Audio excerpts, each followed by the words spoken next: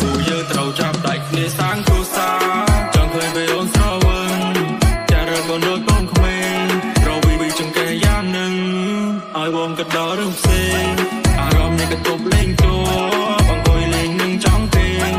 យប់នេះមិនឲ្យអូនពត់យប់នេះត្រៀមណៃបងចង់លេងមួយនេះតើខ្ញុំមិនជាអ្នកសោរឿងរ៉ាវស្នេហាអូននឹងបងគួរតែសន្យាថាបងរ៉ាំរងតែអូនបានចាឆ្ងាយបងហើ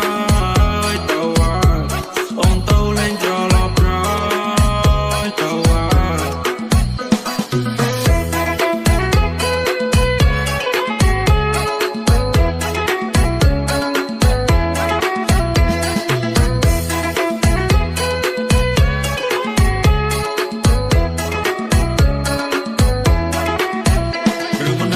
មួយទីតើខ្ញុំជាអ្នកសងរឿងរ៉ាវស្នេហាអូននឹងបងគួរតែសន្យាថាបងរ៉ាំរងតែអូនបានចាឆ្ងាយបង